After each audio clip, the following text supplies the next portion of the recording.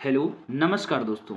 मैं निखिल राज दोस्तों एक बार फिर से आपका स्वागत करता हूं। तो आज की इस वीडियो में हम पढ़ेंगे क्लास 10th मैथ में बहुपद से आने वाले जो क्वेश्चन होते हैं उनकी प्रैक्टिस करेंगे। हर वर्ष बोर्ड एग्जाम में इस बहुपद से 8 से 10 नंबर का क्वेश्चन आता जरूर है।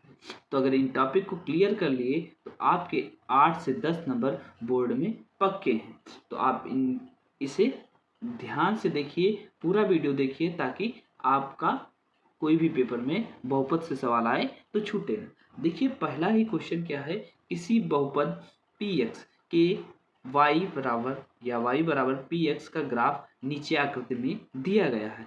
प्रत्येक स्थिति में px के शून्यकों की संख्या ज्ञात करना है। क्या ज्ञात करना है? प्रत्येक स्थिति में शून्यकों की संख्या ज्ञात करना है सर जी। तो अगर आपको जैसे ग्राफ दिया है, क्या दिया है, कोई जैसे ग्राफ दिया है, पहले क्या दिया है, जैसे एक ऐसे ग्राफ दिया है, कोई भी ग्राफ अगर दिया है तो ग्राफ दिया है तो जितनी बार उस लाइन पे काटेगा, यक्स का पूछ रहा है तो यक्स पे जितनी बार काटेगा उतने शून्य होंगे। तो कितनी बार काटा? 1 2 3, तो इसके शून्य कितने होंगे? 3। आप पूछे कि इसकी किस घातीय बहुपद है, तो 3 शून्य तो त्रिघातीय बहुपद है। कितने? 3 शून्य कौन से हैं? त्रिघातीय बहुपद है। तो आ जाते हैं ऐसे है अपने क्वेश्चन पे। अपना क्वेश्चन क्या कह रहा है, उस पे आ जाते हैं। तो हमारा क्वेश्चन यही कह रहा है। अब देखो यहाँ यानी यक्स के शून्यकों की संख्या कहाँ होगी, तो यहाँ देखो यक्स पे काट रहा है, कोई नहीं काट रहा, तो इसमें शून्यकों की संख्या सर जी कितना होगा? शून्यकों की संख्या कितनी होगी सर जी? तो शून्यकों की संख्या कितनी हो जाएगी? शून्यकों की संख्या कितनी हो जाएगी? तो भाई कितनी होगी? तो यहाँ क्या लिखोगे? शून्य, क्योंकि यहाँ क्या है, यक्स पे कोई नहीं काट रहा, तो शून्यकों की संख्या क्या हो जाएगी? शून्य। तो ये क्या होगा, यानी यहाँ शून्यकों की संख्या नहीं निकल रही, तो शून्यकों की संख्या क्या हो गई? शून्य। फिर देखते हैं सेकंड वाले में। सेकंड पे देखते हैं यक्स को कितनी बार काटा है। यक्स वाली लाइन कहाँ है? यहाँ है। यक्स को कितनी बार काटा है? एक बार काटा। कितनी बार? तो शून्यकों की संख्या कितनी? यहाँ सर जी एक है। कितनी हो जाएगी? एक हो जाएगी सर जी। कितनी हो जाएगी? एक हो जाएगी सर जी। फिर आ जाते हैं अगले वाले में। थर्ड नंबर में देखो यक्स पे कितनी बार काटा? 1 2 3 बार। कितनी बार? तो यहाँ शून्यकों की संख्या क्या हो जाएगी? 3। अगर 3 संख्या शून्यकों की है तो त्रिघातीय बहुपद है। अगर एक है तो उसे रेखिक बहुपद भी बोलते हैं। क्या बोलते हैं? रेखिक बहुपद। अगर एक शून्यकों की संख्या निकल रही है तो क्या है? रेखिक बहुपद। 3 बहुपदों की शून्यकों की संख्या बहुपद में निकल रही है तो त्रिघातीय बहुपद है। फिर आ जाते हैं दूसरे कुछ क्वेश्चन आ गया और स्लाइड में। तो यहाँ देखिए यक्स की यानी शून्यकों की, तो देखिए यक्स पे कितनी बार हमें काट रहा है? 1 2 3 4। तो यहाँ शून्यकों की संख्या सर जी कितनी होगी? 4 संख्या होगी सर जी। कितनी होगी? 4। और कौन सा बहुपद है? 4 घातीय बहुपद है। कौन सा है? 4 घातीय। अब सर जी यहाँ बताइए कितने शून्यकों की संख्या होगी? तो यक्स पे कितनी बार काट रहा? 1 2। कितनी बार काट रहा? 2। तो शून्यकों की सर जी संख्या कितनी हो जाएगी? 2 हो जाएगी सर जी। समझ गए। फिर देखो यहाँ कितनी बार काट रहा है? 1 बार 2 बार 3 बार। कितनी बार? तो यहाँ शून्यकों की संख्या सर जी कितनी हो जाएगी? 3 हो जाएगी। इस बात को हम भी सर जी समझ लिए। फिर आ जाते हैं अगला टॉपिक। अगला टॉपिक क्या बता रहा है? अगला टॉपिक हमारा बता रहा है कि निम्नलिखित बहुपदों के शून्य ज्ञात कीजिए और शून्यकों तथा उनके गुणांकों के बीच संबंध की सत्यता की जांच कीजिए। तो सबसे पहले इन शून्यकों की क्या ज्ञात करना है? शून्य ज्ञात करना है। एक यहाँ द्विघात बहुपद दिए गए हैं, इनके क्या ज्ञात करना है? शून्य। तो पहला हमारा क्या है? x² - 2x - 8। तो हमारा पहला क्या है? तो उस पर आ जाते हैं। पहला हल करेंगे तो यहाँ लिखेंगे x² - 2x - 8। अब देख लेते हैं यही क्वेश्चन है कि नहीं है, क्योंकि अगर गलती हो गई थोड़ी भी मिस्टेक नहीं करनी, यानी एक बार चेक कर लेना। तो यहाँ जैसे हमने चेक किया तो इसका शून्य ज्ञात करने के लिए यहाँ क्या लिखेंगे? इक्वल 0 लिखेंगे। क्या लिखेंगे सर जी? 0 लिखेंगे। फिर देखिए सर जी यहाँ कोई गुणांक नहीं है, तो यानी यहाँ किसका चिन्ह है? माइनस का। घटाने पे क्या है? 8 है। घटाने पे क्या है? 2 आए सर जी। क्या? घटाने पे अगर यहाँ माइनस का चिन्ह है तो क्या? माइनस करने पे क्या है? 2। गुणा करने पर क्या है? 8 है। यानी माइनस करने पर 2 आए सर जी और गुणा करने पर कितना है? 8 है। तो हम जानते हैं एक ही संख्या है। कौन सी? 4 से 2 घटाएंगे। क्या घटाएंगे? 4 से 2 घटाएंगे तो सर जी क्या आएगा हमारा? 4 से अगर हम 2 घटा दें तो सर जी हमारा क्या आएगा? 2 आएगा। और 4 को अगर 2 से गुणा कर दें तो कितना आएगा? 8 आएगा। सर जी हम इस बात को समझ गए। तो समझ गए तो यहाँ क्या करेंगे, यहाँ लिखेंगे, क्या लिखेंगे, जब इससे तो लिखेंगे एक्स स्क्वायर, माइनस को कॉमन ले, किसको घटाए, 4x में से हम क्या घटा दिए, 2x घटा दिए। तो 4 से 2 गया, 2 बचा, और 4 दूनी 8 हो गया, इतना हो गया सर जी। तो अब फिर क्या, यहाँ लिख देंगे -8 इज इक्वल 0। फिर इसे करेंगे तो यहाँ एक्स स्क्वायर, अब इसे तोड़ेंगे तो यहाँ क्या होगा, -4x, माइनस माइनस प्लस हो जाएगा, प्लस क्या होगा 2x, और यहाँ क्या होगा -8। समझ गए सर जी। फिर आगे देखिए, अब इसमें से कोई चीज़ कॉमन ले सकते हो, दोनों जगह क्या है यक्स एक्स है। हाँ सर जी हमने यक्स को क्या ले लिया, कॉमन ले लिया। फिर यहाँ क्या बचा, यक्स बचा, यहाँ से यक्स एक कॉमन ले लिया तो यहाँ एक बचा। 4 का पहाड़ा एक बार पढ़ोगे तो कितना आएगा, 4 ही आएगा। तो एक्स माइनस क्या होगा 4। अब इन दोनों में से 2 कॉमन ले सकते हो। देखो जो यहाँ रहेगा वही लगभग क्या लाना है, यहाँ लाना है। तो इन दोनों में से क्या कॉमन ले सकते हो, 2 कॉमन ले सकते हो। क्या 2 कॉमन ले सकते हो। यहाँ क्या लिखो यक्स, 2 का पहाड़ा कितनी बार पढ़ोगे, 8 होगा। 4 बार, सर जी कितनी बार पढ़ेंगे, 4 बार पढ़ेंगे तो कितना होगा, 8 होगा। अब इन दोनों में से क्या ले सकते हैं, यक्स माइनस 4 को दोनों में है तो कॉमन ले सकते हैं। तो क्या बचा, यक्स प्लस 2 बचा। सर जी क्या बचा, यक्स प्लस 2 बचा। अब यहाँ हम क्या करेंगे, यक्स माइनस 4 इज इक्वल 0 लिखेंगे, और यहाँ क्या लिखेंगे, यक्स प्लस इज इक्वल 0। अब यहाँ यक्स इधर 4 माइनस कर रहा है सर जी, तो इधर क्या करेगा प्लस, यानी यहाँ एक यक्स का मान क्या होगा, 4 हो गया। और यहाँ यक्स यहाँ 2 क्या कर रहा है, प्लस कर रहा है, तो यहाँ क्या करेगा माइनस करेगा। और यहाँ एक एक्स का मान कितना हो गया, -2 हो गया। अतः हमारे शून्य क्या हो गए सर जी, अतः हमने क्या शून्य ज्ञात कर लिए सर जी, क्या ज्ञात कर लिए, शून्य ज्ञात कर लिए। अब क्या करना है, इनकी सत्यता की जांच करनी है। क्या करनी है सर जी, सत्यता की, इनकी सत्यता की क्या करनी है, जांच करनी है सर जी। तो इनकी सत्यता की जांच भी कर लेते हैं। तो सत्यता की जांच करनी है, तो यहाँ क्या कर लिए, सत्यता की जांच करने के लिए यहाँ से पहले 2 शून्य मिल गए, अतः शून्य क्या मिल गए, ये चीज मिल गए। अब शून्यकों के बीच संबंध ज्ञात करना। शून्य कौन कौन से, अतः शून्य 4 और -2 क्या है, 4 और -2 है। तो एक क्या हो गया अल्फा, एक को क्या माने अल्फा माने, और एक को क्या मान लिए बीटा मान लिए। अब शून्यकों के बीच संबंध होता है, क्या होता है, शून्यकों के बीच संबंध होता है, शून्यकों के बीच संबंध, शून्यकों के बीच संबंध। तो शून्यकों के बीच संबंध ज्ञात करना है। तो हम जानते हैं शून्यकों का योग क्या होता है, शून्यकों का योग क्या लिखेंगे, शून्यकों का योग बराबर क्या होता है, योग बराबर क्या होता है, -b अपान ए। माइनस बी क्या होता है, -x का गुणांक होता है, -x का गुणांक होता है, -x का गुणांक होता है। और ये क्या होता है, c का गुणांक होता है, क्या होता है, नहीं a क्या होता है, a का गुणांक होता है। क्या, a नीचे लिखा है तो x स्क्वायर का गुणांक होता है, x स्क्वायर का गुणांक होता है। सर जी हम इसे समझ गए, लेकिन हम ए कहाँ से समझेंगे कि माइनस, तो सर जी हम, आप जानते हो कि कोई भी अगर क्या है द्विघात समीकरण है तो द्विघात समीकरण हमेशा ax² होता है -bx और प्लस c होता है इक्वल 0, इक्वल क्या होता है 0 होता है। तो ये क्या होता है, x² का गुणांक होता है, और -b यानी b क्या होता है, -x का गुणांक होता है, और c क्या होता है, अचर पद होता है। तो शून्यकों का योग यानी अल्फा प्लस बीटा क्या होगा, alpha plus beta, alpha plus beta. तो अल्फा कितना है 4, और बीटा कितना है -2। तो जब माइनस प्लस माइनस -2, तो 4 से 2 गया, कितना बचा 2 बचा। यानी यहाँ -b कितना है 2 है। यहाँ -b कितना था, तो यहाँ b रखोगे तो -2, तो सही है, प्लस माइनस माइनस यानी b इतना है। ये a बराबर कुछ नहीं होता तो 1, यानी यहाँ a का मान 1 है, यहाँ भी 1 है। तो इससे यानी शून्यकों के योग से तो हमारा सत्यापित हो गया कि ये है। अब शून्यकों के गुणनफल किससे सत्यापित करेंगे, शून्यकों के गुणनफल से, शून्यकों के गुणनफल से किससे करेंगे, शून्यकों के गुणनफल से, शून्यकों के गुणनफल से।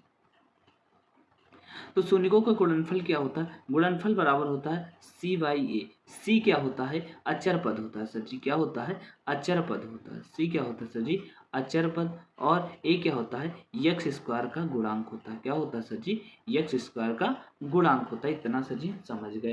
तो यहाँ क्या करेंगे? Alpha into beta. क्या करेंगे? अल्फा इंटू बीटा बराबर सी बाई ए करेंगे। सी बाई ए। तो अल्फा हमारा क्या है?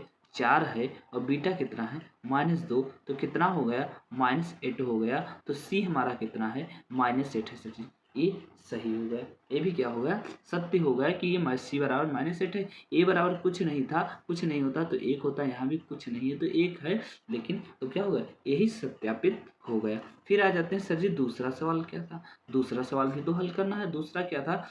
6x² क्या है? 6x² -3 -7x। तो आ जाते हैं दूसरे पे। दूसरा क्या है? 6x² -3 और -7x। तो यहाँ क्या लिखेंगे?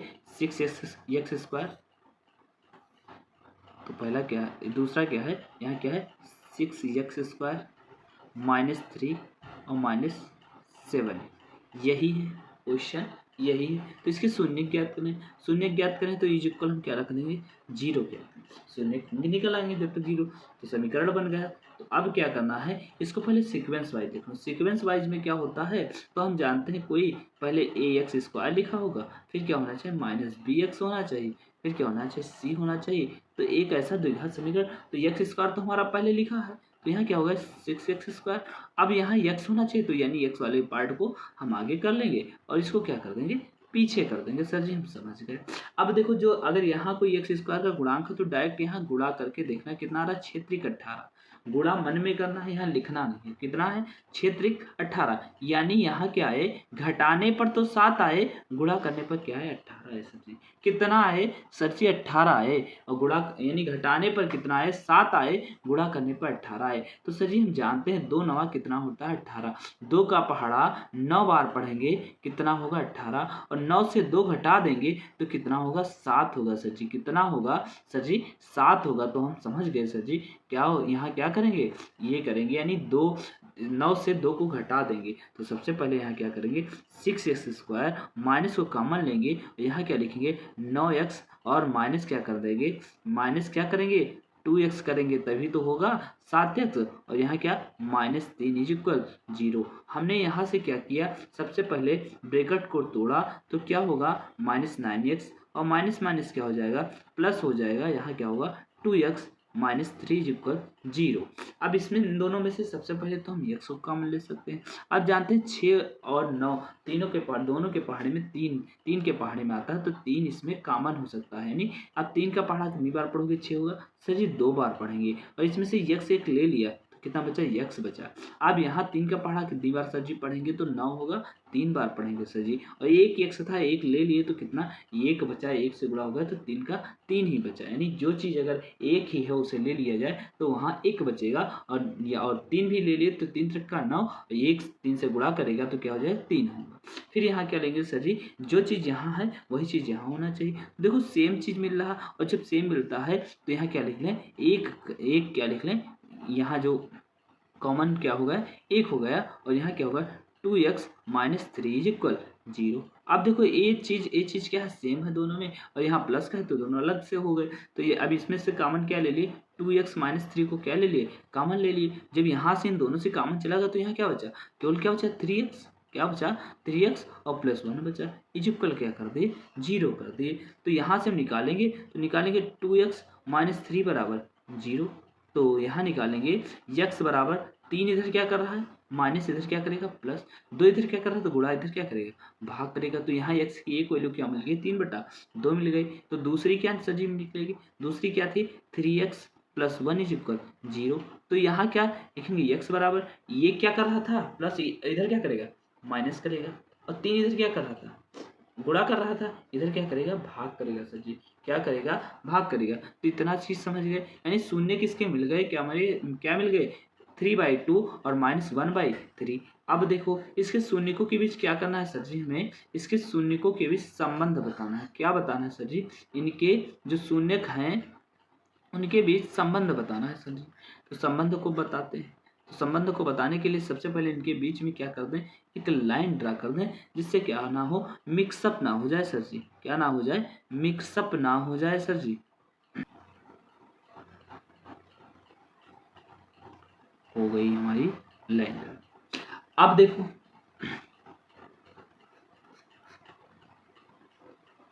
हाँ सर जी, अब क्या करना है, अब हम जानते हैं कि ये शून्य तो ज्ञात हो गए, अब करना है इन शून्य को की सत्यता की जांच करनी है। तो सबसे पहले क्या करेंगे, शून्यकों का योग। क्या लिखेंगे, शून्यकों का योग।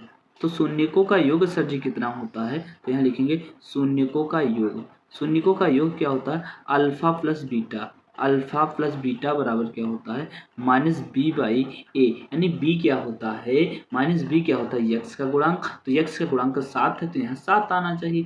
तो यहाँ अल्फा कितना है सर जी, अल्फा सर जी कितना है, हम जान गए 3/2 है सर जी। कितना है, 3/2। और यहाँ बीटा कितना है, -1/3। तो यहाँ क्या करेंगे, -1/3 लिखेंगे। माइनस जब 1/3 लिखेंगे, अब देखो प्लस माइनस, -3/2 -1/3। अब 3 जाएगा, इससे गुणा करेगा, कितना हो जाएगा, 3 3 9 हो जाएगा, और 2 1 9 2 हो जाएगा, और यहाँ ये 3 दूनी 6। अब देखो 9 से 2 गया, कितना बचेगा सर जी, 9 से 2 गया सर जी 7 बचेगा, 7/6 हो जाएगा। अब ये माइनस बी अपान में ए, तो ए का गुणांक कितना है सर जी, 6 है। ए का गुणांक सर जी कितना है, 6 है, समझ गए सर जी। फिर क्या है, माइनस बी बराबर क्या है, 7 है, तो यहाँ भी 7 है। इस जाति यानी शून्यकों का योग तो पता चल गया।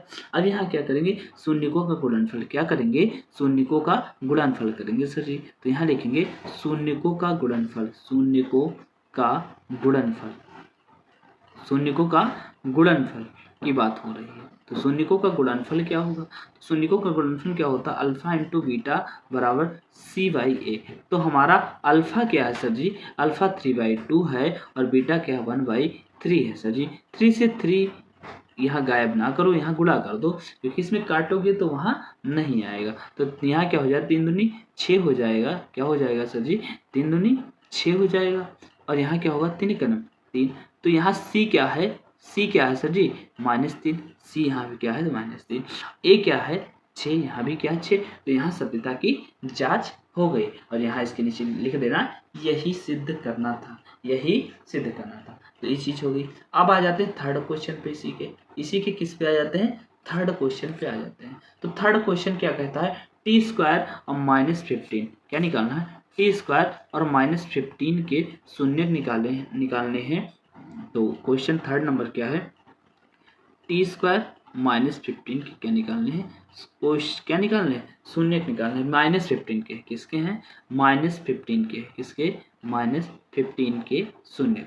तो सबसे पहले यहाँ 15 लिखेंगे। देखो हम जानते हैं, तो इसका क्या कर देंगे, इसके ऊपर अंडर रूट लगाएंगे, तो इसका भी स्क्वायर कर सकते हैं, ऐसे लिख सकते हैं। इसके ऊपर अंडर रूट लगाए तो यहाँ क्या लिख सकते हैं, इसका स्क्वायर लिख सकते हैं सर जी, हाँ लिख सकते हैं। यहाँ क्या होगा, a² -b², क्या होगा, a² -b²। हम जानते हैं a² और -b² का सूत्र क्या होता है, a² -b² का फार्मूला क्या होता है, एक में a + b कर देना, यानी एक में t + √15 कर देना, t + √, क्या कर देना है, 15 कर देना है। एक में क्या कर देना है, t - √15 कर देना है सर। इतना कर दिए, हो गया। अब देखो इसके शून्य निकालने के लिए यहाँ t + √15 = 0, तो t = -15 √15। फिर यहाँ क्या करेंगे, t यहाँ क्या कर रहा है, माइनस, इधर क्या करेगा, प्लस करेगा, तो यहाँ √15 प्लस में मिल रहा है। तो यानी एक √ प्लस में है, एक क्या है, माइनस में, यानी दोनों शून्य हमें मिल गए, दोनों क्या मिल गए, शून्य। तो इस यहाँ शून्य लिख दीजिएगा कि ये दोनों क्या मिल गए, हमें शून्य। अब शून्यकों की जांच करनी है, क्या करनी है सर जी, शून्यकों की जांच करनी। तो इसमें क्या, अल्फा प्लस बीटा करेंगे, क्या करेंगे, अल्फा प्लस बीटा करेंगे। तो अल्फा प्लस बीटा करने के पहले यहाँ एक लाइन ड्रा कर दें, क्या कर दें, एक लाइन ड्रा कर दें, जिससे क्या ना हो जाए, मिक्सअप ना हो जाए। अभी भी यही बताया था। तो एक लाइन ड्रा कर देते हैं, एक लाइन ड्रा कर देते हैं, बीच से क्या कर दें भाई साहब, एक लाइन ड्रा हो गई, हाँ एक लाइन ड्रा हो गई। अब क्या करना है, शून्यकों के बीच क्या करना है, संबंध बताना है। तो सबसे पहले लिखेंगे शून्यकों का योग सर जी, क्या लिखेंगे, शून्यकों का योग, शून्यकों का योग सर जी लिखेंगे। तो शून्यकों का योग कितना होता है सर जी? Alpha plus beta is equal -b/a। Alpha कितना है? -15 और बीटा कितना है, यानी अल्फा कितना है? -15 और बीटा कितना है? +15। तो प्लस माइनस कट गया, कितना बचा? 0, यानी -b 0 है। क्योंकि अगर तुलना कर लिया जाए, तुलना किससे कर लिया जाए? अगर हम जानते हैं द्विघात समीकरण क्या होता है, ax² - bx और प्लस c। तो यहाँ जब लिखेंगे तो यहाँ क्या लिखेंगे? यहाँ क्या था? t² और यहाँ क्या है? -15 इज इक्वल 0। तो यहाँ t² यानी a है, यानी b वाला पूरा गायब है, तो यहाँ b वाला भी पूरा गायब है। यहाँ क्या आएगा? शून्य, यानी b बराबर भी कुछ नहीं है। तो अब आएगा शून्यकों का गुणनफल। क्या लिखेंगे? यानी ये वाला तो सिद्ध हो गया। अब लिखेंगे शून्यकों का गुणनफल। शून्यकों का